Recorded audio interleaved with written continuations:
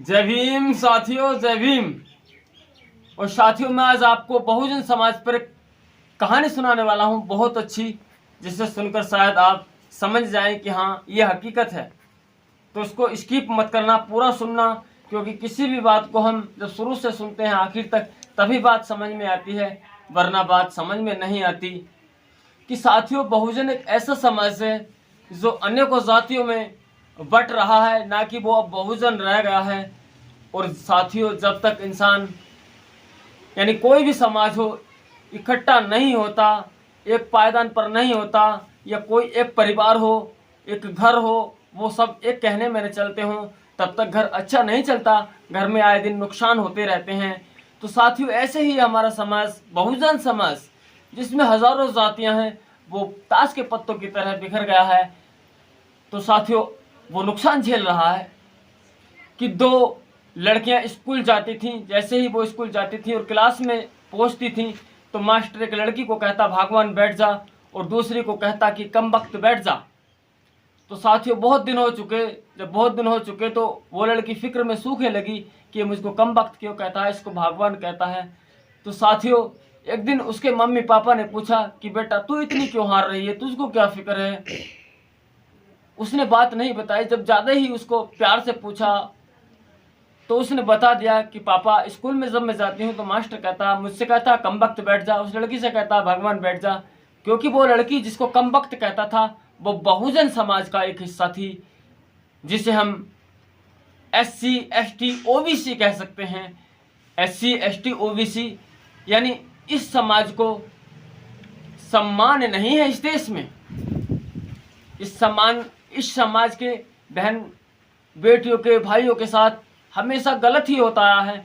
तो जब उसने बताया कि पापा मुझको कम वक्त कहता, तो उसके पापा ने कहा कि बेटा चलो कोई बात नहीं है, हम तुमको दूसरे स्कूल में बैठा देते हैं, वहाँ तुम्हारा एडमिशन करा देते हैं, तुम्हारी नानी के यहाँ ले चलते हैं, हम वहाँ पढ़ लेना आप।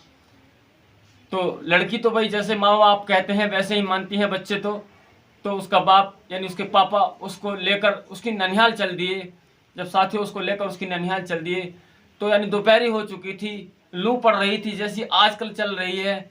तो प्यास लगी थी बड़े जोरों की। तो लड़की कहने लगी पापा, पैदल तो चल ही रहे थे, पहले पैदल के रास्ते होते थे। तो साथियों, लड़की कहने लगी कि पापा मुझे प्यास लगी है बहुत जोरों की, पानी पीने को मन कर रहा है, गला रुंध रहा है। तो उसके पापा ने कहा बेटा चलो देखते हैं आगे कहीं पानी मिलता है। तो साथियों, जैसे ही वो आगे बढ़ रहे थे, एक कुआं पानी का पड़ता है, वहाँ उसकी नज़र पड़ जाती है उसके बाप की। तो उसका बाप कहता है बेटा पानी आ गया है, पानी पी लो। तो लड़की जैसे ही कुएं में झुकती है, यानी देखती है ऐसे, लुटिया डोर डालती है, वैसे ही लड़की कुएं में गिर जाती है। और कुएं में जब गिर जाती है तो साथियों, उस कुएं में नीचे एक मकान बना हुआ था, वहाँ पानी नहीं था, और वहाँ एक लाश पड़ी थी, लाश। तो साथियों, उस लाश में बहुत सारे कांटे थे, यानी उसकी रूह में, यानी शरीर में लाखों कांटे थे।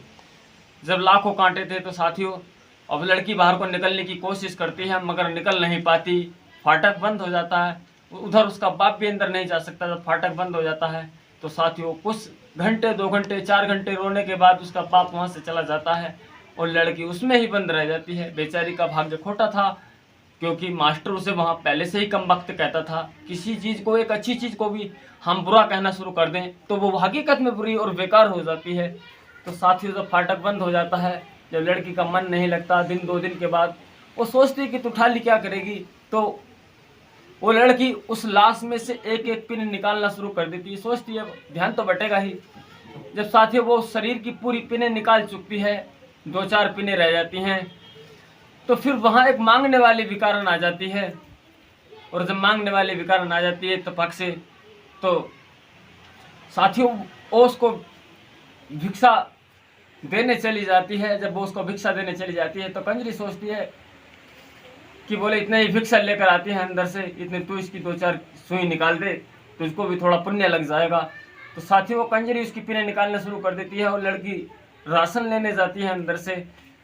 तो इतने ही जैसे ही वो लड़की कंजर वाली पिनें निकाल चुकी होती है, यानी पिनें निकाल देती है, तो लड़का एकदम से बैठा हो जाता है और उससे कहता है कि तू कौन यहाँ, तू कैसे आई यहाँ।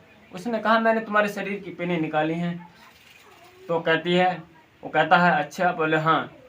तो इतने ही वो बेचारी भीख लेकर आ जाती है। जब भीख लेकर आ जाती है तो उसको क्या पहचान, पीछे तो किसी के कोई भी कुछ करता रहे तो कोई पता नहीं चलता ना, जो हकीकत आंखों के सामने दिखता है वही तो चलता है। तो साथियों, वो लड़का उस कंजरी को अपनी पत्नी मान लेता है और उस लड़की को घर में यानी मेहतरानी की जगह रख लेता है। तो लड़की वहाँ रहती सहती रहती है, और जब रहती सहती रहती है तो साथियों, हाँ, रहती सहती रहती है। जो काफ़ी दिन बीत जाते हैं, जब काफ़ी दिन बीत जाते हैं तो एक दिन उस लड़की से, जिसको मेहतरानी का काम दे रखा था, उससे वो लड़का बात कर लेता है और उससे पूछता है कि बोले तुम कैसे आई हैं, कैसे हुआ, कैसे बात। तो कहती है अभी तुम क्या जानो, तुम्हारे पूरे शरीर की पिनें तो मैंने निकाली थी, ये तो कंजरी है, मैं भीख लेने चली गई थी, इसके लिए भीख देने, यानी अनाज मान लो या आटा मान लो, इसके लिए लेने गई थी, इतने ही में आपकी सारी पिनें निकाल चुकी थी। तो आप इसको पत्नी मानते हैं, मुझको मेहतरानी मानते हैं, कोई बात नहीं है। तो उसने कहा ठीक कह रही हो। उसने कहा हाँ बिल्कुल ठीक कह रही हूँ, आप इसकी यानी कंजरी में कुछ ना कुछ पहचानें ऐसी होती हैं। उसने उसकी पहचान बताई। जब उस लड़के ने उसको देखा तो उसको बिल्कुल ठीक पाया। जब ठीक पाया तो उसने फिर उसको मेहतरानी का काम दे दिया, और जो उसकी असल में पत्नी थी, जिससे उसके शरीर की पूरी पिनें निकाली थी, उसने अपनी पत्नी को पत्नी मान लिया। और साथियों, इस कहानी का मतलब आप समझिए कि 1995 से पहले हमारा जो बहुजन समाज है, ये कुम्हार, गढ़रिये, भगवान, धीमर, नट, नाई, बहुत सारी जातियां हैं, जिनमें SC, ST, OBC, मैं आपको पूरी जातियों की जानकारी नहीं दे सकता। तो साथियों, इस बहुजन समाज के लोगों की सुनवाई 1995 से पहले नहीं होती थी। यानी इनको डांट डपट कर पुलिस भी घर भगा दिया करती थी। गाँव में इनको बहुत अपमान सहना पड़ता था साथियों। लोगों का ऊंची जाति नहीं, कुछ हाँ ऊंची जाति भी कह सकते हैं, क्योंकि ऊंची जाति वालों के यहाँ इनको काम करके समय पर पैसा नहीं मिलता था, केवल रोटियों पर काम करना पड़ता था। और साथियों, इनको पढ़ने लिखने के भी इतने अवसर नहीं थे। यहाँ उत्तर प्रदेश में बहुत सारी ज़मीनें बंजर रहा करती थीं। साथियों, बहुत सारी बातें मैं आपको क्या बताऊं, आप विश्वास नहीं करते। तो जब उत्तर प्रदेश में बहन जी की सरकार आई 3 महीने के लिए, तो बहन जी ने थाने को ऑर्डर कर दिया, DM SDM को ऑर्डर कर दिया कि जो लोगों का काम कर देते हैं, उनके पैसे नहीं मिलते, उनको उनके पैसे दिलवाए जाएं। कोई किसी की बहन बेटी के साथ अगर गलत करता है तो उसको सज़ा दी जाए, गरीब से गरीब इंसान की सुनवाई की जाए।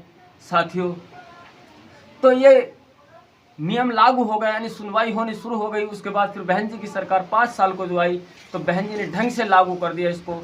और जब ढंग से लागू कर दिया तो साथियों, गरीब लोगों को सम्मान मिलना शुरू हो गया। जब उन लोगों को, गरीब लोगों को सम्मान मिलना शुरू हो गया और उनको आगे बढ़ने के अवसर भी मिलने शुरू हो गए। बहन जी ने बहुत सारी योजनाएं चलाई थी अपनी सरकार के रहते हुए। अब तो बहन जी में लोग कमियां निकालते हैं साथियों, वो बहन जी में कमियां नहीं निकाल रहे, वो अपना नुकसान कर रहे हैं। अपना नुकसान इसलिए कर रहे हैं साथियों क्योंकि आप आज देख लीजिए, SC, ST, OBC 85% है इस देश में। हम जानते नहीं, हम जातियों में बटकर रह गए केवल। 85% हम लोग, महंगाई तो हम लोग झेल रहे हैं, बेरोजगारी तो हम लोग झेल रहे हैं। यानी बच्चों को पढ़ा लिखा कर ऐसे ही रह जाते हैं। यानी 10,000 बच्चों में कहीं एक बच्चा सरकारी नौकरी पर लगता। जहाँ 10,000 बच्चे पढ़ लिख लेते हैं, वहाँ एक बच्चे को नौकरी मिल रही है। और जब बहन जी की सरकार थी तो बहन जी ने देखो, आपके लिए आपके गांव में सफाई करने वाले आते थे, सफाई कर्मी की नौकरी आपके लिए बहन जी ने दी। उत्तर प्रदेश में बहुत सारे गांव ऐसे हजारों जहां सफाई कर्मी आते थे। बहन जी ने आपके लिए पुलिस की नौकरी दी। OBC समाज के लिए भी बहन जी ने OBC समाज के लिए 3-3 बीघे जमीन देने का काम किया। जो गरीब लोग थे, जिनके पास भूमि नहीं थी, बहन जी ने महामाया पेंशन देने का काम किया। बहन जी ने यानी सम्मान तो लोगों को दिया ही, उनकी सुनवाई होनी शुरू हो गई। बहन जी ने काशीराम आवास दिए, आज तक किसी ने नहीं दिए घर बनाकर, वो भी फ्लैट। और बहन जी ने अनेकों योजनाएं ऐसी चलाई जो आज हमारा उत्तर प्रदेश सही दिशा में पहुंच चुका था।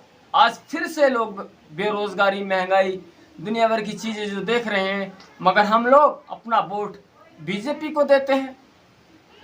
हम लोग अपना वोट कांग्रेस को देते हैं। कांग्रेस ने कुछ नहीं किया हमारे लिए, 65 सालों से रास्ते भी नहीं दिए थे, शिक्षा पर भी हमारी रोक लगा दी मिड डे मील चलाकर। हम बहुजन समाज की, अब आप सोच रहे होंगे ये तो बसपा का दलाल है।